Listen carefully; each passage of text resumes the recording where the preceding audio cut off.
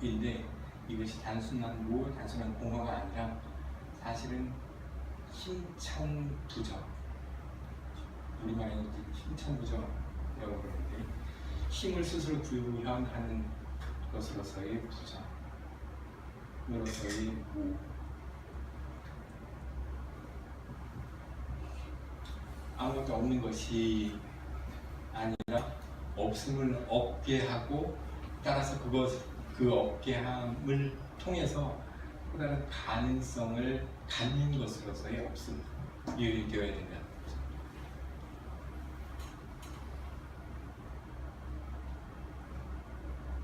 이 논리이기 때문에 힘의 의지, 그때의 힘은 증가의 논리이고 이 증가는 창조, 변화, 그 변화에 가서 동일하게 수반되는 것, 이 파괴를 통해서 이 새로운 가능성이 열린다라고 하면 그 새로운 가능성의 근거는 존재 자체이기 때문에 이 존재는, 그래서 영원회계라는 표현이 되지만 이의 존재는 말하자면 이 단순한 무가 혹은 단순한 부정이 아니라 무엇인가를 다시 가능하게 하는 이것이 존재라고 하는 있음이라고 하는 것의 있음으로 스스로 말하는 것이죠. 이 표현을 이제 제가 이 회계 정신 현상에서 오는 정신은 절대적인 분열 내에서 자기 자신을 발견. 그래서 이것을 통해서 자신의 진리를 획득하게 되고 정신이 이러한 힘으로 존재한다라고 했을 때 우리는 이것은 아무것도 아니거나 거짓이라고 말하면서 그것을 처리고 없애거나 또 그것을 떠나 다른 것으로 옮겨갈 수 있는 것처럼 할 수 있는 것이 아니라 정신은 부정적인 것을 직시하고 그것에 체류함으로써만 그러한 힘으로 존재합니다. 그러한 힘으로 존재한다라고 했을 때 이제 이 표현이 이 니체가 얘기하는 심천 부정이라고 하는 표현과 같은 의미가 있죠. 그러면 이때의 부정적인 것은 우리가 흔히 얘기하는 이 악의 영역이 아닌가 질문합니다. 흔히 악이라고 하기 때문에. 그런데 이제 이 악이라고 하는 것이 부정적인 것에 이쪽을 보고 하시는 게 좋을 것 같아요. 그 스피커를 등지고 어떻게 되지? 이쪽을 보고 이렇게. 제가 저걸 봐요. 고개만 돌리시면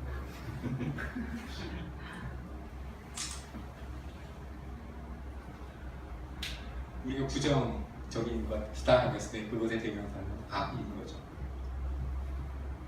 하느님 세계가 아닌, 하느님이 현존하는 세계가 아닌 걸로 나와서 다른 세계가 악입니다. 그런데 이 니체가 이 존재의 영역, 그것을 끊임없는 파괴를 통해서 다시 회복하려고 하는 그 우리가 영원히, 그러니까 영원 회귀로서의 존재, 거기는 말하자면 스스로 힘이 가는 이 형용사가 들어가는 그럼에도 불구하고 부정이다라고 했을 때 이 생각이 어떻게 가능한가? 사실은 이 니체가 보는 독일의 형이상 혹은 이 해겔 철학 이제 가장 중요한 이 어디에 있는가 했을 때 이 해겔의 철학이 중요한 점은 악, 오류 혹은 고통이라는 것을 신적인 것에 대한 단정으로 보지 않는다는 거죠. 이것은 하나의 장대한 말씀인데 이 생각이 당시 지배자, 그러니까 악, 오류 이런 것들이 있다라고 하는, 선이 있다라는 것이 이제 당시 권력가들한테 선만 있는 것이 아니라 악도 있다라고 하면서 이제 권력가는 악도 실천의 현상의 영역으로 있으니 내가 악도 행해도 문제가 안 된다, 이런 악으로 가능한 거죠. 그런데 그건 악용되지만 그에 비하면 쇼펜하우어는 또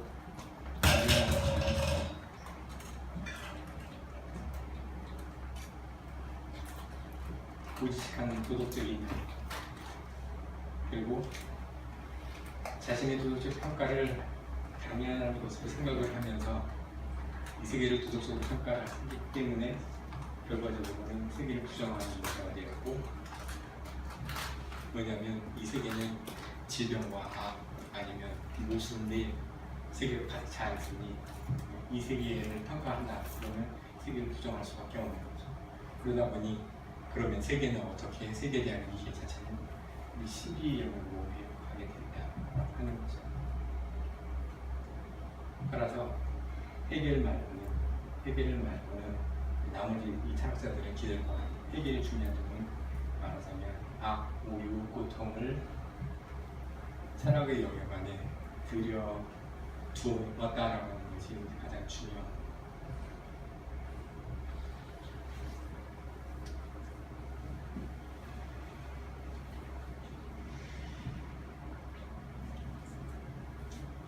그 얘기가 어디로 갈까 하는 맥락 일단 끊기로 하고 놓쳤다라고 하면 이상할 테니까 일단 끊기로 하고 힘의 의지라고 하는 것이 가질 수 있는 꼭 이해될 수 있는 또 다른 가능성, 이것은 현실태입니다.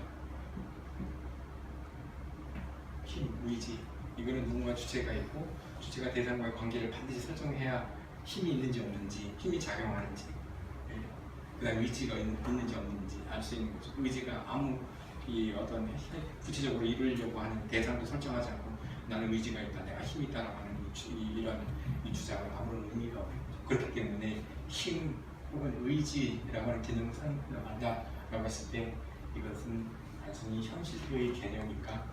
이 질문이 가능한 거죠.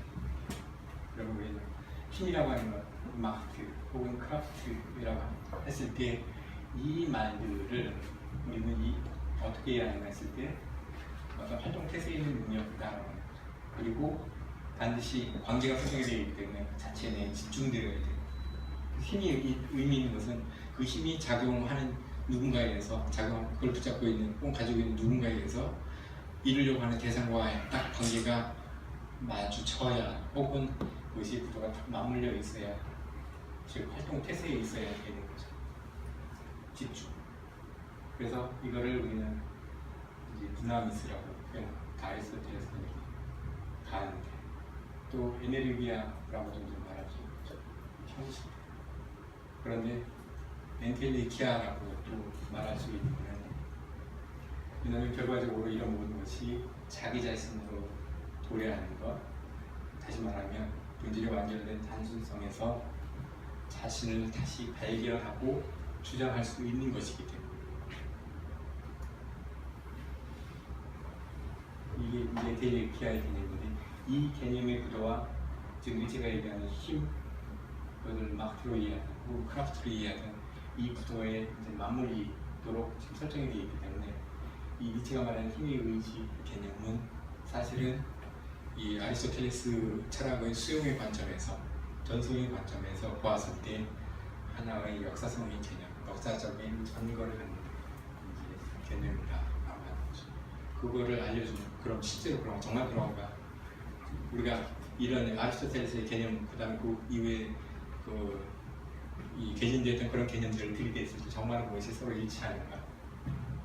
그걸 이제 우리가 질문을 해보면 니체는 이상의 황혼이라고 하는 책을 쓰면서 그 제목, 이게 부제가 뭐라고 해요? 리만 밑에 하모 필로소피아, 사람은 어떻게 망치로 철학을 하는가? 이 부제, 굉장히 이 무식함스러운 표현이긴 한데 철학은 무엇으로 하는가? 개념들로, 언어로 한다가 아니라 망치로 한다는 거죠. 다시 말하면 그걸 번역하면 돌로 두드려 이겨서 다 깨부시는 것도 중요하지만 그 내용, 본질, 형태가 어떻게 되는지 그걸 다 끄집어내야 돼요. 그때 망치. 더 중요한 것은 사실은 사물들에게 정말로 망치질하면 그의 대상이 얼마나 무거운지, 가벼운지, 얼마나 구속력이, 결속력이 없는지 확인하는 것처럼 사물들한테 다시 무게를 부여하는 것, 이 생각 때문에 니체는 철학을 뭘로 할까? 이 마음치를 한다.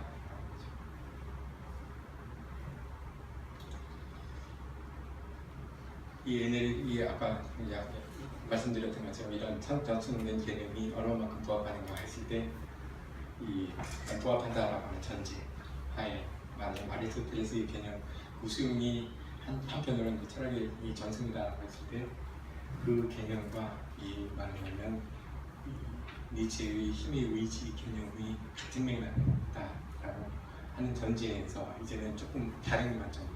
그렇다고 하면 이 개념을 통해서 철학이 정말 가능합니다.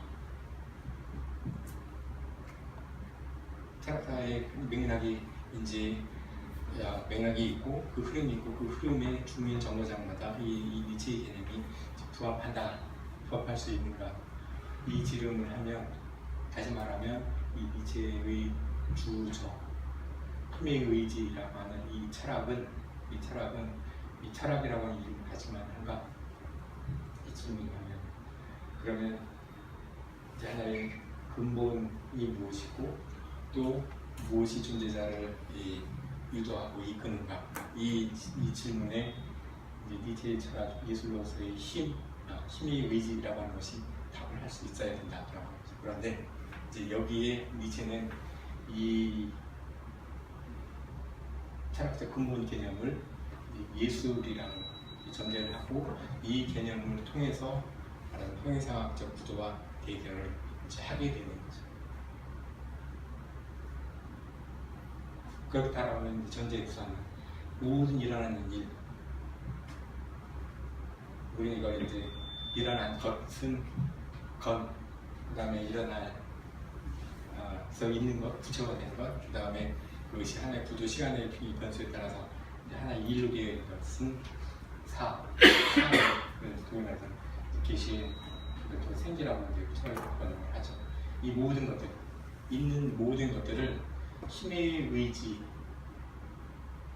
관점에서 모든 것을 총체적으로 해석한다라고 하면 니체가 그리고 그것을 예술로서 파악한다라고 하면 이제 예술에 특별한 지위를 부여하게 되는 거죠. 이게 어떻게 가능하고 또 그렇다라고 하면 무엇이 중요한가 예술에서 뭘 질문해야 어떻게 봐야 되고 무엇이 이런 판단이 가능하게 하는가 우리는 이 구조를 다시 말하면 생기 있는 모든 것들 모든 존재자 이것을 총체적으로 해석하는 근거를 우리는 지금까지는 이제 진리가 무엇인가라고 하는 질문에 대한 답으로 해명을 해왔던 거죠. 그런데 이제는 이 진리에 대한 질문에 대한 물음을 예술로 하겠다라고 하는 것인데 그것이 과연 성립하는가 혹은 어떤 의미를 갖게 되고 어떤 구도에서 이것이 해명이 되는 거죠. 그것이 해명이 되면 이제 이 니체의 힘의 의지 그것을 예술로 본다라고 했을 때 이 예술의 지위는 우리가 지금까지 알았던 철학의 기본적인 역할, 인지, 그다음에 진리를 책임지는 이 모든 것들을 이 예술이 담당합니다.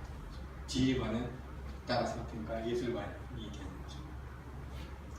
그래서 이제 니체는 5가지 명제를 제시를 합니다. 예술이 무엇인가 5가지 명제.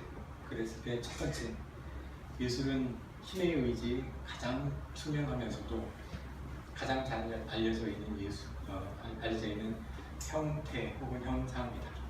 모양을 갖춰져 있고 서 있는 하나의 체계이다. 하는 거죠. 얼마나 남았어요?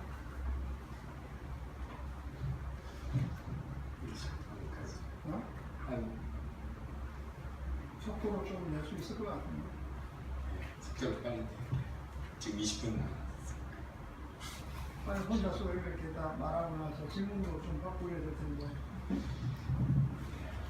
3시간 하시는 거예요? 40분. 일단은 빨리 넘어가기도 하죠. 그러니까 몇 시대면 3시간이잖아. 그럼 질문을 못하고 뭐 서로 끝나는 거야. 거의 2시간, 1시간인데 잘못하고 있어요. 잘못하고 있는 건 잘 알고 있는데. 너무 끊어버리니까. 자, 두 번째 예술은 예술가로부터 파악에 대해 얘기고 세 번째 예술은 모든 존재자의 근본 생기. 그래서 존재자가 가능하다 그러면 스스로 창조하는 것, 창조되는 것, 창조된 것을 알아요. 그 다음에 예수는 니히리즘에 대한 가장 탁월한 대안. 그 다음에 더 중요한 마지막 다섯 번째 이제 예술은 진리보다 더 가치가 있다. 라고 하는 이 다섯 번째 테이즈인 거죠. 이 만약에 실제로 그렇다라고 하면 이제는 우리는 진리라고 하는 형의 상황에서 진리가 필요한 것이 아니라 형의 상황에서 예술이 필요하게 되는 거죠. 이 예술가를 통해서 예술 개념 그리고 예술가 생애 가장 투명한 존재자다라고 하는 것, 이것은 지금까지 예술이 아름다움이란 무엇인가 이거를 경험의 차원에서 이론적으로 규명해 왔기 때문에 다시 말하면 이 아름다움을 먼저 수용을 해야 되는 거죠. 수용자 가장 되면서 여성, 그렇기 때문에 미학은 여성성. 그런데 문제는 철학전 질문에까지 정말 예술가가 있는가, 창조하는가, 씨를 뿌리는 사람이 있는가, 그게 빠져있다는 거죠. 그렇기 때문에 예술은 예술가로부터, 창조하는 사람으로부터, 남성으로부터, 씨를 제공하는 사람으로부터,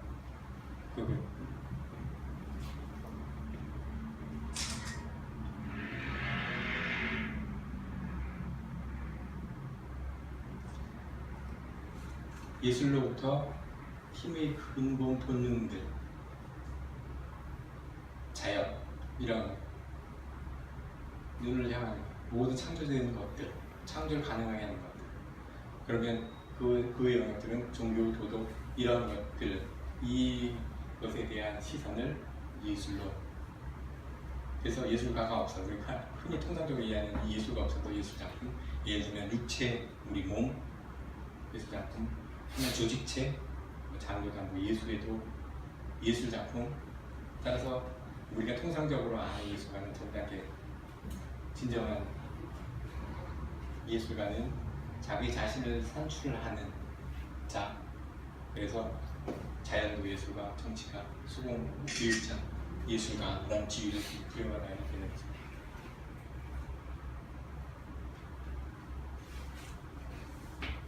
넓은 우리가 흔히 얘기하는 창조적인 것, 존재적인 근본적 그게 니체가 요새 얘기하는 것은 좁은 의미의 예술 개념인 거고, 창조가 의식적으로 수행되는 가장 뚜렷하게 수행되는 활동. 따라서 힘에 의해 의지가 취하는 최고의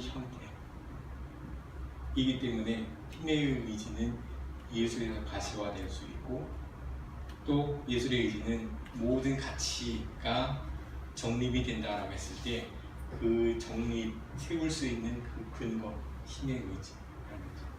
지금까지는 이 근거를 무엇이 그 역할을 했는가 하면 종교, 그다음에 도덕, 철학이었다라고 하면 이제는 예술. 그래서 힘의 의지가 예술에서 최고의 형태를 가질 경우 이제 새로운 가치 정립을 해야 되는 숙제가 있게 되는 거죠. 방법은 이런 것이 대신해야 되기 때문에 전복, 그리고 이제 그 주인은 예술. 그래서 종교, 도덕, 철학은 인간의 쾌락 형태들, 이것에 대한, 그러면 이제 대하는 이 예술.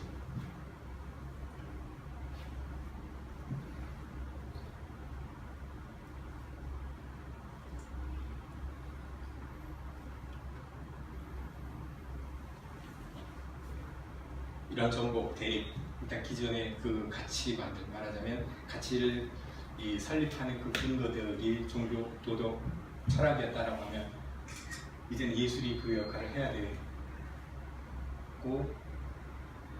또 예술이 이제 생애 문제와 근본적으로 직면해야 되겠다고 했을 때 그 전까지 철학은 감성에 사로잡힌 이 세계보다 더 좋은 세계가 있었다는 걸 알고 있다가 존재하고, 또 이 세계를 초월한 것이 참된 세계, 초감성적인 것이 우리가 아는 세계에 되고, 감각의 세계는 가상세계에 지나지 않는다. 이 생각의 구도를 깨트려야 되는 거죠.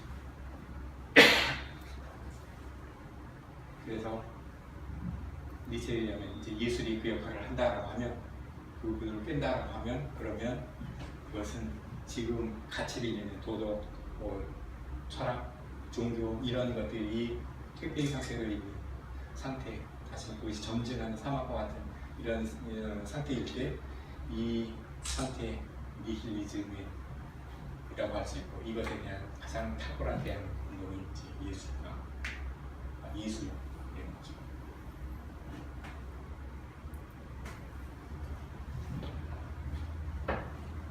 가치를 정립하고 가치를 다시 말하면 세우는 자이기 때문에 우리는 이제 예술가를 형태를 부여하는 자라고 할 수 있는 거죠.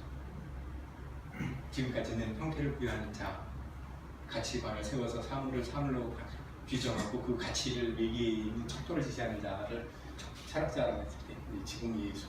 그러면 진리는 도대체 무엇이 결정하는가? 다른 철학자가 아니라 예술이 결정해야 되는 거죠. 그래서 가상, 환상, 기만의 생성, 변전 이런 것에 대한 의지는 예술의 영역이고, 이것은 진리, 현실, 존재의 의지보다 더 깊고 더 형이상하거든요. 그렇다고 하면 진리, 현실, 존재 이 영역, 플라톤의 의미에서의 이데아의 여러 가지 다양한 방식인데, 이 자리가 아니라 가상, 감성적인 것이 형이상하기 추구했던 자리, 혹은 이제는 추구해야 될 자리에 이제 스스로 역할 위치를 가게 됐습니다. 형이상하게의 의지가 예술에서는 현실적으로 좋죠. 이제 다른 신앙은 이제 예술의 근간, 예술이 이제 신앙의 역할. 그러면 과거의 이 전통적인 진리와 계산다는 것은 이제 불가능. 따라서 진리의 의지, 철학에서 중요한 것처럼 철학의 근거가 항상 이 전승된 철학에서의 근거인 진리의 의지는 이제는 철학의 증.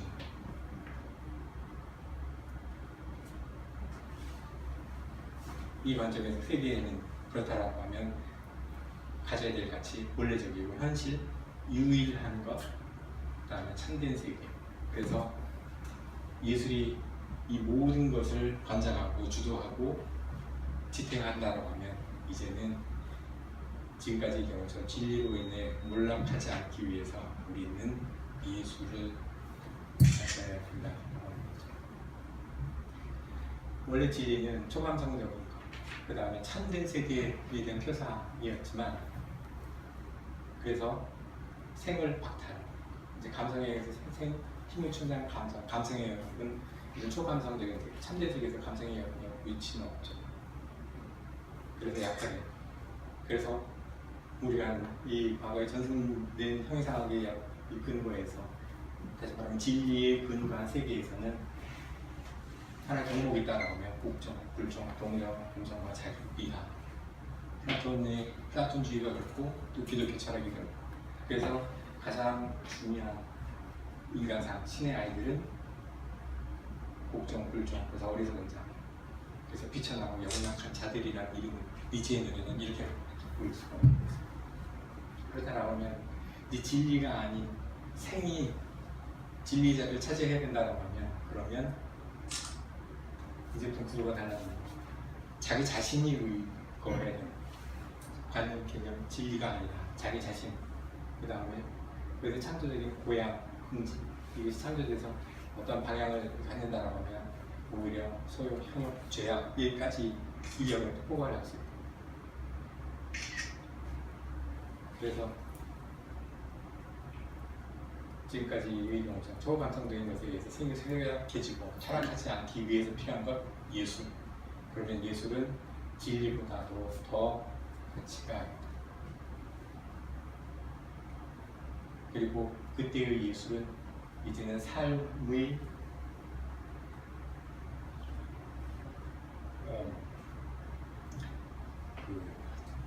치유 혹은 쉬게 하는 것이 아니고 삶을 충돌을 하는 것입니다.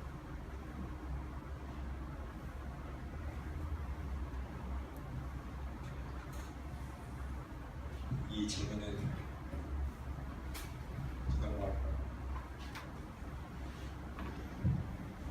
삶, 예술, 그 다음에 이것이 힘의 의지의 가장 탁월한 형식이다라고 했을 때 그 관계, 힘의 의지, 그 다음에 예술, 이 관계를 우리가 하나의 이름으로 표현한다라고 하는 것은 미학인데, 미학적 관점에서, 형사 관점이 아니라 이제 미학의 관점에서 이 니체의 구조를 보면, 그러면 몇 가지 말하자면 이 설정한 미학의 구도가 어떤 위상을 갖는지 파악할 수 있는데, 거기에는 이제 6가지, 우리가 지금까지 이 경험해온 인류의 역사, 우리까지 지금까지 제시한 이 가능성이 6가지가 있었는데, 첫 번째 가능성은 그리스의 미학이고, 그때의 특징은 예술이 무엇인가, 그것이 어떠해야 되는가에 대한 생각 혹은 개념, 구체적인 개념이 빠져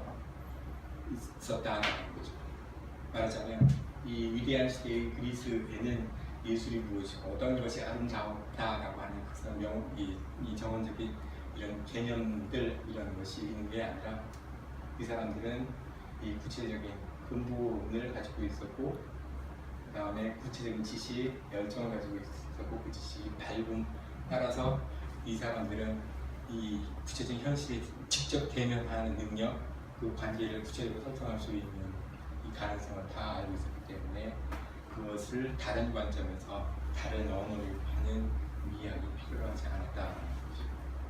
그런데 미학이 생겨나기 시작한 순간은 이 그리스에서 위대한 예술이 이제 말하자면 종언을 구했고, 위대한 예술이 종언을 구했던 순간은 이 위대한 철학이 종언을 마지막 순간을 구했던 순간, 따라서 그 순간에 이 플라톤과 아리스토텔레스가 말하는 서양의 위대한 시대의 종언이자 또 다른 가능성의 시작이다 할 수 있는데, 이 시대에 위대한 예술이 이제 사라지게 되고, 이제는 예술에 대한 물음, 또 그 물음이 방식의 근거에서 답이 주어져 있기 때문에 말하자면 예술은 이 물음의 근거에서 답이 주어지는 그런 구도로, 다시 말하면 예술에는 이제는 근본 개념이 형성되는 이 방식으로 이 플라톤과 아리스토텔레스 이후에 이제 미학은 스스로의 역사를 갖게 된다고 하는 거죠. 그래서 가장 중요한 근본은 필레몬, 이거를 이 라틴에서 마테리아 폼, 그다음에 우리 번역의 진료의 형상 이렇게 번역하고, 이것은 다 에이로스, 그다음 이데아, 보다라고 하는 이 개념들의 관계에서 적응이 되는 거죠. 또 아리스토텔레스에 보면 이 예술 미학하는 근본적인 테크닉, 이것을 피시스 개념과 대립시켜서 이 테크닉 개념을 설명하는 것처럼 이제 미학의 영역은 필요로 하게 되고, 이 도구의 개념이라는 도구 한계 내에서 이제 작동하게 되는 이 독특한 방식으로 진행이 되게 된다. 그래서 이 역사가 이제 근대에 들어서게 되면서 이 데카르트를 이제 근대 시작이다 볼 때 예술에 대한 인식도 이 사회의 역사와 똑같이, 그래서 하나의 독특한 인간상이 이제 전제가 된다. 자신에 대한 지위가 다르게 규정이 되고, 이 스스로에 대한 지위에 대한 규정이 이 모든 존재자를 규정하는 하나의 근본 바탕이 되고, 그래서 이것 때문에 사물을 보고 느끼는 방식도 이제 규정이 되게 되는 거죠. 그래서 사람이 나라고 하는 이 내가 이제 이 신급에 서게 되고, 그때 가장 중요한 결정적인 이 신급은 취미라고 합니다. 그래서 고기 도움에 고기 달래, 생각하는 나를 생각한다라고 하는 이것이 이런 개념의 근거에서 우리는 최초의 대상, 이 존재가 확보된 최초의 대상, 나라고 하는 대상화된 내가 가능하게 되는 거죠. 이 근거에서 이제 예술은 이제 인간의 감정 상태, 이걸 이제 그리스 말로 아이스테시스와의 관계, 나와 이 감정, 이 상태로 이제 규율되고, 이제 이것을 감성의 논리학이라고 하고, 이것을 이제 과학문학적인 이름에 따라서 미학이라는 이름으로 말하자면 인간인 나와 대상과의 관계하는 방식, 그때 이 생길 수 있는 감정이 이제 미학을 규정 결정하는 그런 것 같은데, 그렇다 보니 이제 이 인비학이 완성되고 이 스스로 인간이라는 주체와 그것이 감성이라는 것을 매개로 대상과 규정되어 있는 이 가능성이 가장 높이 멀리 엄밀하게 도달하는 역사적인 순간 다 도달했기 때문에 이제는 이 예수는 더 이상 그 역할을 하지 못하게 됩니다. 예수의 종말, 이 헤겔미학인데 헤겔미학에서 가장 이 높은 경제의 미학에 도달하게 되고 이것을 이 정점으로 이제 미학은 절대적인 것의 힘, 절대적인 힘을 상실하게 되고 이제는 예술은 이제 죽음, 종말로 이루어지게 되는 거죠. 이것을 다시 살려내기 위한 시도가 이제 바그너의 경우 이것이 우리가 종합예술 작품이다라고 하는 개념인 거죠. 이것이 얼마나 진지하게 되어 있는가 알려주는 이 바그너의 저술은 단순히 미술 혹은 예술 작품에 대한 것이 아니라 예술과 혁명, 미래 드라마 그다음에 또 우리의 정치 이런 중심에 알려지는 것처럼 이 미학의 영역은 혹은 예술의 영역은 단순히 하나의 개인적인 감성의 차원이 아니라 헤겔 혹은 그리스의 시도처럼 이 존재자 전체를 규정하는 방식으로 그걸 옮겨가려고 했던 것이 이제 바그너 말하자면 예술을 다시 구원하는 거였지만 이제 문제는 바그너의 경우가 성공했느냐 성공하지 못하는 거죠. 왜냐하면 바그너의 우리 예술은 종교 자체가 되어야 된다 하고 그 기준은 시와 음악 그러면 종합예술학에서의 건축음악이 단지 극장, 표현은 무대 배경, 조형은 배우의 연기 표현, 제스처 되다 보니 좌절할 수밖에 없었던 거죠. 음악이 다른 예술에는 지배적인 위치를 차지하고 또 예술적 입장에 미학적 성격을 띄었다라고 하는 것을 다시 얘기하면 니체 표현 예술을 감정 상태로 파악하라. 감정 상태가 니체가 이 평화를 제멋대로 부글부글 거품을 내면서 끌어오는 감정으로 갈수록 더 야만화 되어가는 것을 근거하기 때문에 이 바그너가 설정한 예술관, 그 다음에 예술의 이 방식들, 미학적 태도 이것은 실패할 수밖에 없었다는 거죠. 대안은 니체가 사실 평생 존경을 하면서 여기는 애증이 없기도 이제 마무리게 되는 거죠. 평생 사실은 존경했던 이 인물 바그너가 지금 우리를 어떻게 표현하냐면 사실 바그너가 내적 감정, 그다음에 본래적인 양식을 추구했어야 되는데 그것을 무시. 그래서 그걸 다스하게 표현하면 이 바그너는 이 음악을 통해서 우리 인간의 감정을 떠다니고 표류해야 된다고 했을 때 사실은 니체의 생각에는 걷고 춤추는 것이어야 되는데 반대로 떠다니는 표현. 그래서 걷잡을 수 없고 이 주관적인 그 다음에 이제 하나의 무규정 상태로 이제 가는 거죠. 그래서 떠다니는 표현이기 때문에 격정과 조치가 혼합된 그래서 기만적인 도덕적 그리스도교의 후퇴 이것이 니체가 바그너의 시도를 평가하는 방식이고 마지막으로